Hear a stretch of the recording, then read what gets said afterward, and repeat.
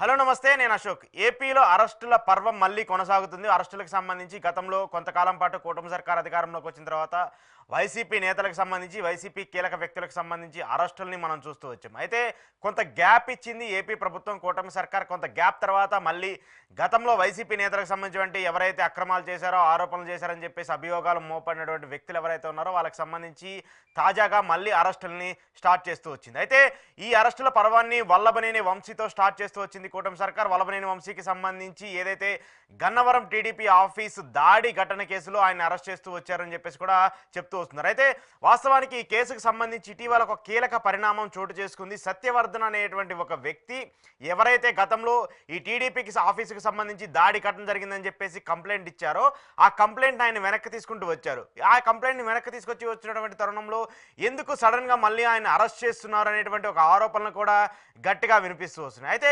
పోలీసులు ఎటువంటి సమాచారం ఇవ్వలేదు. ఇష్యూకి సంబంధించి ఏ కేసు మీద వల్లభనేని వంశీని అరెస్ట్ చేస్తున్నారు అనేది కూడా ఇప్పటి వరకు చెప్పట్లేదు. కానీ ఇక్కడ ప్రస్తుతం తెలిసినటువంటి సమాచారం ప్రకారం చూసుకుంటే సత్యవర్ధన్ అనేటువంటి ఒక వ్యక్తిని బెదిరించి ప్రలోభాలు పెట్టి ఆ కేసుని వెనక్కి తీసుకోవాలని చెప్పేసి ఆరోపణలు చేశారు. అందుకోసమే ఆయన్ని వెనక్కి తీసుకున్నారు.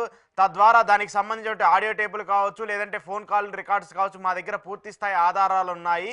అందుకోసమే ఆ ఇష్యూలోనే వల్లభనేని వంశీని మేము అరెస్ట్ చేస్తున్నామంటూ కూడా చెప్తూ వస్తున్నారు. అయితే ఇప్పుడు ఈ పరిణామాలన్నీ చూస్తుంటే కూడా వల్లభనేని వంశీకి సంబంధించి కొంత పెద్ద ఎత్తున చర్చనీయాంశంగా మారుతూ ఉంది. గతంలోనే ఈ ఇష్యూకి సంబంధించి పెద్ద ట్విస్టులు టర్న్లు కూడా మనం చూస్తూ వచ్చాము. ఈ కేసుకు సంబంధించి ఇటీవల కోర్టులో పరిణామాలన్నీ జరిగినప్పుడు కూడా సత్యవర్ధన్ అనేటువంటి వ్యక్తి ఎవరైతే కంప్లైంట్ ఇచ్చినటువంటి వ్యక్తి ఉన్నారో ఆ వ్యక్తి చెప్పినటువంటి ఆయన చెప్పినటువంటి సమాధానం ఏంటంటే ఎవరు కూడా అక్కడ దాడికి సంబంధించి కావచ్చు ఏం జరగలేదు.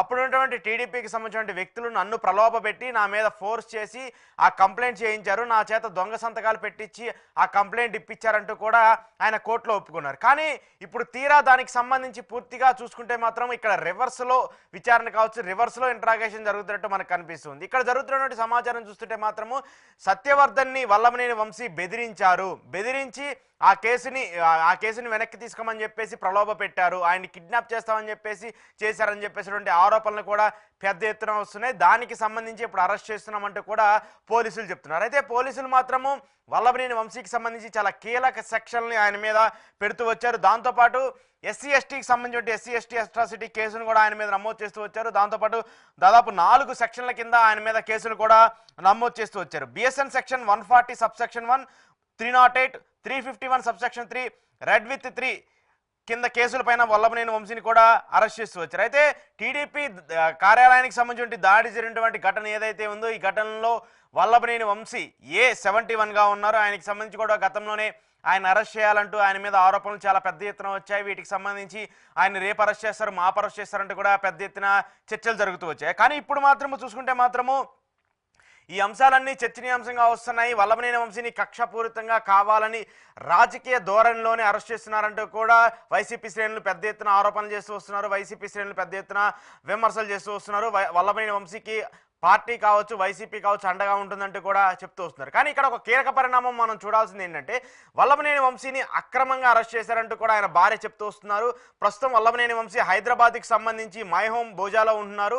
అక్కడ ఉదయాన్నే 4 గంటల సమయంలో పోలీసులు, విజయవాడకి సంబంధించిన పడమట పోలీసులు ఇక్కడికి చేరుకున్న తర్వాత ఆయనకి వెంటనే నోటీస్ ఇచ్చేసేసి ఆయన అరెస్ట్ చేసుకొని ఇక్కడి నుంచి మళ్ళీ విజయవాడకి కూడా తీసుకెళ్తున్నటువంటి పరిస్థితులు కూడా మనం చూస్తూ ఉన్నాం. సో అక్కడ ఎటువంటి ఇన్ఫర్మేషన్ ఇవ్వకుండా, ఎటువంటి ఇంటిమేషన్ ఇవ్వకుండా ఆయన అరెస్ట్ చేసుకుంటూ తీసుకెళ్లారని చెప్పేసి ఆయన భార్య కూడా తెలుపుతూ వస్తుంది. ఇప్పుడు విజయవాడకి తీసుకెళ్లిన తర్వాత ఆయన మీద ఎలాంటి కేసులు నమోదు చేస్తారు, ఎఫ్ఐఆర్కి సంబంధించి ఎలాంటి నిబంధనలు ఉంటాయనేది కూడా తెలియాల్సి ఉంది.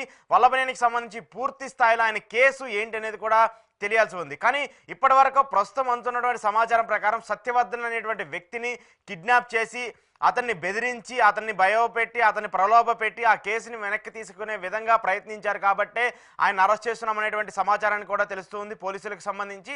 అయితే దానికి సంబంధించి ఏదైతే ఆడియో టేప్కి సంబంధించిన విజువల్స్ కావచ్చు, లేదంటే ఆడియోకి సంబంధించిన లీక్ కావచ్చు, అవన్నీ పూర్తి స్థాయి ఆధారాలు మా దగ్గర ఉన్నాయి కాబట్టి వల్లభనేని వంశీని అరెస్ట్ చేస్తున్నామంటూ కూడా పోలీసులు చెప్తున్నారు. కానీ వైసీపీ శ్రేణులు కావచ్చు, వైసీపీకి సంబంధించిన గన్నవరానికి సంబంధించిన వల్లభనేని వంశీ అనుచరులు కావచ్చు దీని మీద పూర్తి స్థాయి ఆగ్రహాలు వ్యక్తం చేస్తున్నారు. ఇప్పటికే పడమట పోలీస్ స్టేషన్కి ఆయన అనుచరులు కావచ్చు, వల్లభనేని వంశీకి సంబంధించిన సానుభూతి పరులందరూ కూడా అక్కడ చేర్చి అక్కడ నినాదాలు కూడా చేసినటువంటి పరిస్థితులు కూడా మనం చూస్తున్నాం. అయితే ఈ అంశాలన్నీ కూడా మనం ఒకసారి చూసుకుంటే మాత్రం వల్లభనేని వంశీకి సంబంధించి గత కొంతకాలంగా పెద్ద ఎత్తున చర్చనీయాంశంగా వచ్చినటువంటి ఆయన అరెస్టు ఎట్టకేలకి ఇప్పుడు జరుగుతూ వచ్చింది. కానీ ఈ అంశానికి సంబంధించి ఏది నిజంగానే ఆయన ఏ సెక్షన్ల కింద ఏ కేసు కింద అరెస్ట్ చేశారనేది మాత్రం పూర్తి స్థాయిలో తెలియాల్సి ఉంది. ఎందుకంటే టీడీపీ ఆఫీస్కి సంబంధించిన ఘటనకి సంబంధించిన కేసులో అరెస్ట్ చేశారా, లేదంటే ఎవరైతే సత్యప్రమాణ వ్యక్తి ఉన్నారో అతన్ని ప్రలోభ పెట్టినందుకు, అతన్ని భయపెట్టినందుకు ఈ కేసు పెట్టారనేది కూడా తెలియాల్సి ఉంది. ఏది ఏమైనప్పటికీ వల్లభనేని అరెస్ట్ మళ్ళీ ఏపీ రాజకీయాల్లో పెద్ద సంచలనంగా మారింది. గత కొంతకాలంగా ఆయనకి సంబంధించి అరెస్ట్ అవుతారు లేదనేటువంటి చాలా ఆరోపణలు వచ్చినటువంటి నేపథ్యంలో ఎట్టకేలకు ఈరోజు విజయవాడ పడమట పోలీసులు ఆయన అరెస్ట్ చేశారు. అరెస్ట్ చేసి ఈ కేసుకు సంబంధించి ఆయన విజయవాడకు కూడా తీసుకెళ్లబోతున్నారు. విజయవాడకు తీసుకెళ్లిన తర్వాత పోలీసులు ఇంట్రాగేషన్ చేసి ఈ కేసుకు సంబంధించి ఏంటి అనేది పూర్తి వివరాలను కూడా